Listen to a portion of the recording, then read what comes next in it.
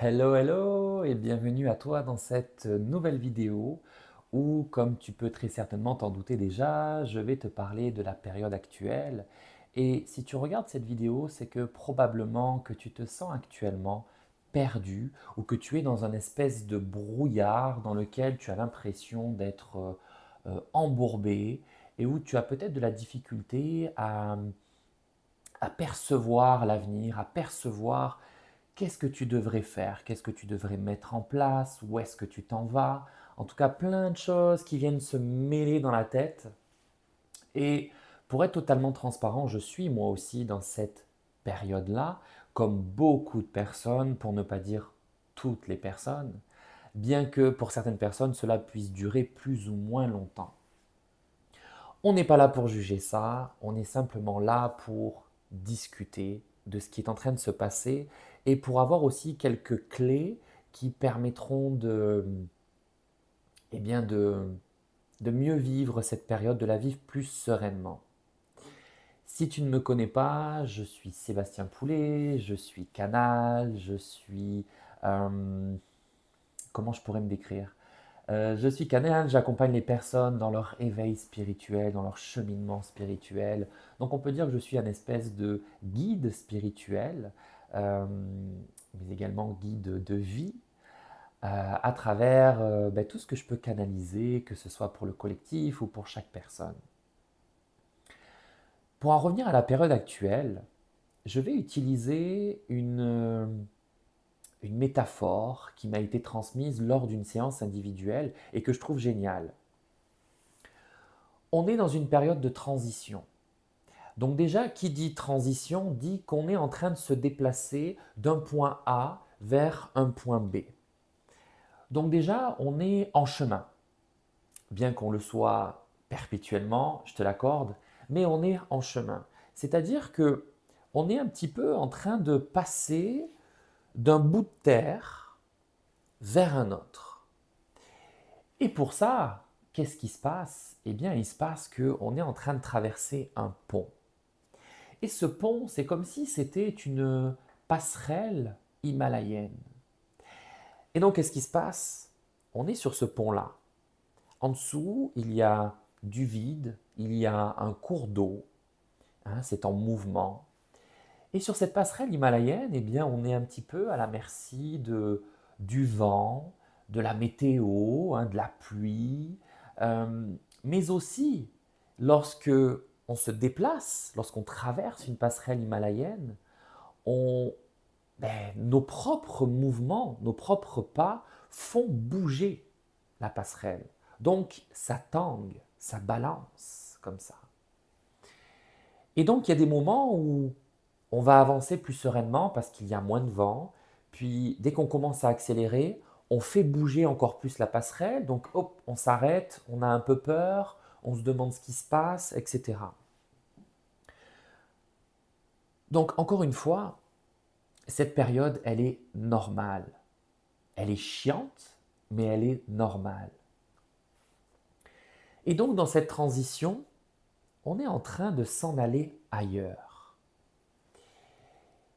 Et on a ce qu'on appelle le mental, l'ego, qui s'active, surtout l'ego, parce que lui, il est en train de perdre des repères du bout de terre qu'il est en train de quitter, et il n'arrive pas vraiment à percevoir ce qui s'en vient sur le nouveau bout de terre. Hein, qu'est-ce qui va explorer là-bas? Qu'est-ce qui l'attend?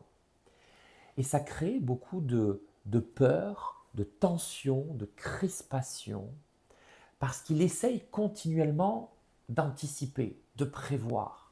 Hein, l'ego, c'est la survie. Lui, il essaie de bien faire pour qu'on survive, pour qu'on y arrive. Et bien souvent, il vient parasiter notre guidance intérieure, hein, notre intuition, le flot naturel de la vie et des choses. Et cette transition, il ne faut pas oublier qu'elle est synonyme de je m'en vais vers quelque chose qui sera mieux, qui sera plus grand, qui sera encore plus aligné avec qui je suis, qui m'apportera encore plus ce dont j'ai besoin. Et déjà, ça peut rassurer d'une certaine façon. C'est normal et je m'en vais vers quelque chose de mieux. C'est un peu aussi lorsque l'on est dans un déménagement. Ok, on est en train de faire ses cartons, on commence à faire nos au revoir à le logement dans lequel on était pendant plusieurs mois, plusieurs années, plusieurs décennies parfois même. Et on a déjà trouvé le futur logement, mais on ne sait pas encore comment on va organiser, comment on va placer nos meubles, quelle déco on va faire, comment on va ranger nos placards.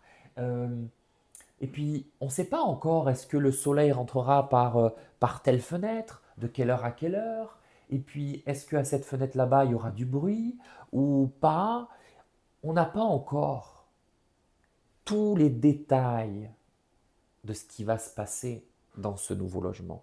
On sait qu'on s'en va vers là-bas et on est dans cette phase de j'ai à la fois des cartons d'un côté, je suis en train de dire au revoir, et je commence à amener quelques affaires de l'autre. Je commence un petit peu à me projeter, mais je suis toujours entre deux espaces, deux logements. Et on est tous inconfortables dans les périodes de déménagement, en tout cas pour ma part. Et j'ai connu peu de personnes qui appréciaient ça vraiment. On est tous animés par ce qui nous attend, mais pas par la période dans laquelle on est en transition. Et cette période, elle est super importante. Parce que c'est une période durant laquelle on casse un petit peu les codes. Parce qu'on laisse les anciens de côté et on a les nouveaux qui, on est libre de les créer. Ils ne sont pas encore là, ils ne sont pas encore ancrés dans la matière. Donc on est dans cette phase où on perd un petit peu notre routine, nos repères, les piliers qu'on pouvait avoir, pour venir en créer de nouveaux. Et c'est là qu'on se retrouve dans cette phase de création où tout est possible parce qu'on n'est plus vraiment retenu. Il n'y a plus tous ces codes qui venaient nous enfermer, délimiter un périmètre précis, avec des paramètres qui sont eux aussi précis. Et donc, on a cette liberté. Et ce qui est ressorti de plusieurs séances individuelles, c'était que nous sommes invités dans cette période à expérimenter. Et, je te l'accorde, les énergies peuvent rapidement changer. Moi, c'est pareil, je peux me lever un matin, j'ai envie de croquer la vie à pleines dents, de faire plein de choses, de mettre en place des projets, et quelques heures après ou dans l'après-midi, je me sens nul. Je me dis, Seb, t'es nul. T'es nul, c'est pas fait pour toi ça. Non, t'es pas à la hauteur, arrête. Parce que je navigue entre ces deux bouts de terre. Et que j'ai parfois du mal, moi aussi, à accepter la transition. Mais ce qui se passe, la clé ici, c'est que au moment où on a envie de faire quelque chose, de créer quelque chose, et cela ne veut pas forcément dire quelque chose de professionnel. Ça peut être simplement un passe-temps, une passion, une activité, quelque chose d'artistique, peu importe, ou professionnel, peu importe. Quand l'envie vient, on ne la retient pas, on l'exprime. Et quand cette envie, elle monte, elle nous vient, cela ne veut pas dire qu'on doit absolument l'ancrer dans notre vie. Ce que je veux dire par là, c'est que, par exemple, pour ma part, j'ai eu envie dernièrement de jouer de la musique. Et quand j'ai envie de jouer de la musique, je le fais. Je le fais pour moi. J'en ai envie, je le fais. Mais ça ne veut pas dire que cette musique, je dois absolument l'intégrer dans ma routine. C'est pas parce qu'aujourd'hui j'ai envie de jouer de la musique que demain j'en aurai envie. Et si parce qu'aujourd'hui j'ai envie de jouer de la musique, je me dis ok, donc demain, après-demain, et encore après, je vais jouer de la musique, je veux l'intégrer dans ma routine, c'est là que je vais subir de la frustration. Parce que demain, l'heure à laquelle j'avais prévu de jouer de la musique, ben, j'aurais peut-être pas envie. Et ça ne sera plus un plaisir, mais une corvée que je m'imposerai. Et là, quand je serai demain et que face au moment où j'avais prévu de jouer de la musique et que j'en ai plus envie, là je vais me dire, ok, donc en fait la musique c'est pas pour toi. Regarde, si c'était pour toi, tu devrais être animé constamment. Tu devrais adorer ça, tu devrais kiffer. Et puis bah, si t'aimes pas, c'est que c'est pas fait pour toi. Encore une fois, période de transition où on expérimente des trucs. Et ça va même au-delà de l'expérimentation, c'est que ça ne veut pas forcément dire qu'on se cherche. Ça veut aussi dire que, à des moments précis, on va avoir des envies, des besoins qui vont nous aider avec quelque chose à l'instant T. Et parfois, on n'en est pas conscient de ça, parce qu'on ne peut pas tout savoir. Et peut-être que j'aurais envie de jouer pendant 1 heure de la musique, et qu'après ça, j'en aurais plus envie pendant 3 mois. Mais pendant cette heure-là, ça m'a apporté plein de belles choses que je ne vois peut-être pas sur le moment, peut-être même que j'en aurai jamais conscience, mais peut-être que ce moment musical, il m'a aidé à libérer des émotions, à me reconnecter avec moi-même, à m'ancrer, à simplement prendre du plaisir, avoir un instant de légèreté dans ce cheminement, peu importe. Cette transition, ce qui est déstabilisant, c'est que ce n'est pas une transition où on nous demande de euh, se poser, s'asseoir, s'allonger, se reposer et d'attendre que ça passe. Ça ne veut pas dire qu'il n'y a pas de moment de repos, mais ce n'est pas une transition où on s'assoit et bah, la passerelle himalayenne, je la traverserai comme sur des roulettes. Voilà, je suis sur mon petit, mon tricycle, hein, parce qu'à 2 roues, on perd l'équilibre, c'est chiant. Donc je suis sur mon tricycle et bon, ça va avancer tout seul. Je peux même fermer les yeux, j'ai pas besoin de m'en préoccuper. Eh ben non, on doit être dans l'action. On doit vivre les choses quand elles se présentent. Et encore une fois, transition veut dire que l'on ne nous demande pas d'ancrer les choses, toutes les choses, pardon, dans la matière. C'est pas la période. Transition. Transition. Point A à un point B. C'est un peu comme quand on part en voyage. On part en voyage, on connaît la destination, parce que là c'est pareil, à l'intérieur de nous, on sait. C'est juste que le mental, le conscient, ne l'a pas encore forcément digéré, ne le voit pas encore forcément, mais à l'intérieur de nous, dans notre cœur, on le sait ce qui nous attend. Et donc c'est pareil, on part en vacances, on connaît la destination,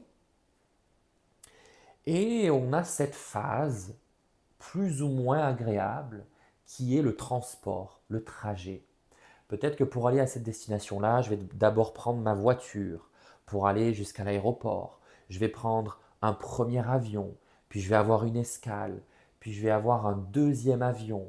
Et puis après ça, je vais devoir prendre une navette qui va m'amener à un point où là, je vais récupérer un autre moyen de transport qui va m'amener à un autre point.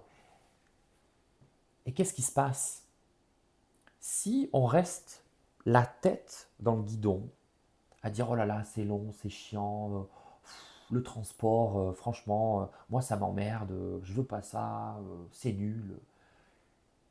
Il y a des petites choses qu'on peut faire en cours de route pour rendre ça plus agréable. On peut avoir de la gratitude, travailler sa gratitude pour dire waouh, c'est génial, je pars en vacances, je vais m'éclater, je vais me reposer, je vais me ressourcer, je vais changer d'air, il va faire beau, etc. On peut, sur le trajet, avoir des petits moments de plaisir, s'acheter un petit truc à manger qui nous fait plaisir, peut-être en profiter pour méditer, pour... c'est là qu'il est important de s'écouter. On n'est pas là pour subir cette transition, ce trajet, mais pour naviguer dedans. Et encore une fois, cette passerelle himalayenne, elle tangue, elle balance. C'est pas quelque chose de solide. Elle est là et elle est construite pour. Donc c'est pas un défaut de fabrication, c'est normal, c'est naturel. Et nous, là-dedans, on doit essayer d'amener du plaisir, du kiff. Et pour ça, on doit s'écouter et ne pas se juger. On ne se juge pas. On peut, à la fin de la journée, devenir observateur. Mais attention, observateur, pas juge. De comment notre journée s'est passée. Ah oui, tiens, je me suis réveillé, j'étais dans telles énergies, puis j'ai fait ça, puis après, hop, j'ai eu un petit coup de mou, c'est vrai, puis ça m'a un peu donné un coup de massue sur la tête, je me suis culpabilisé, j'ai fait ça, puis après j'ai fait ça et ça m'a fait remonter la pente. Ah ouais, de faire ça, ça m'a fait du bien quand même. Pourquoi j'ai fait ça? Ben parce que ça m'a fait du bien, mais je ressentais le besoin de le faire. Pourtant, je l'avais jamais fait. Ok, bon, ça veut peut-être pas dire que demain je le ferai, mais peut-être que ça se représentera et peut-être que ce sera autre chose. De voir un peu ces vagues qui sont la vie. Parce que dans la vie, tout change, tout se transforme. Il n'y a rien qui reste pareil tout le temps, toute la vie. C'est en perpétuel mouvement, changement. Et c'est pareil pour les transitions. Sauf que là, on a l'impression qu'on n'a rien pour se, se rattraper à quelque chose. Et en fait, c'est là qu'on se concentre sur nous-mêmes. Ok, l'extérieur, c'est le bordel. Ok, l'extérieur, je ne comprends plus rien à ce dont j'ai envie, ce dont j'ai pas envie. Qu'est-ce qui est du fruit de mon cœur, de mon mental, de mon ego, de mes blessures, de mes traumas. Et c'est pas important. On expérimente, on vit. Et là-dedans, on accepte. On accepte. Parce que c'est la période qui veut ça. C'est la vie qui veut ça. Et on a décidé de vivre cette vie-là. Alors on fait quoi? On s'adapte en ayant du plaisir. Donc vraiment, faire preuve de beaucoup de compassion, de patience, de compréhension, de bienveillance, d'amour. Je sais que ce n'est pas facile. Mais on est tellement capable d'avoir toutes ces qualités-là lorsque c'est une personne de notre entourage qui est perdue, qui a besoin de repères, qui a besoin d'une boussole. On est là, on est présent. Et quand c'est pour nous, ben on se tape tout de suite sur les doigts. Et, euh, et c'est là qu'il est important de se traiter comme on traiterait notre meilleur ami, la personne avec laquelle nous sommes la plus proche, pour qui nous avons le plus d'affection, de tendresse, d'amour. Et pas de se forcer, mais de s'inviter à se traiter de la même façon. C'est normal la période que tu traverses, elle est normale. Expérimente, accueille, accepte, découvre de nouveaux besoins, de nouvelles envies, découvre de nouvelles facettes de ton être, de ton âme, de qui tu es. Et ça sera super important pour cette version encore plus grande, encore plus belle, encore plus puissante et lumineuse qui t'attend juste de l'autre côté de la passerelle. Et cette passerelle, ce n'est pas une course, c'est un cheminement. Parce que c'est aussi appréciable entre ces deux bouts de terre d'être au-dessus de l'eau, d'être au-dessus du vide, d'avoir un nouveau point de vue, d'avoir une nouvelle expérience. C'est une chance. Alors j'espère que cette vidéo t'aidera à peut-être relativiser certaines choses, à mieux comprendre, à mieux accepter, à faire preuve de plus de compassion. En tout cas, si elle a pu t'apporter ne serait-ce qu'une toute petite chose, moi, ma mission est remplie. Je te souhaite un magnifique cheminement, une magnifique transition. Il y a le meilleur qui t'attend au bout de cette passerelle. Ça va arriver, ne t'inquiète pas. Profite de la vie, amuse-toi et du plaisir. Et moi, je te dis à très bientôt. Ciao, ciao.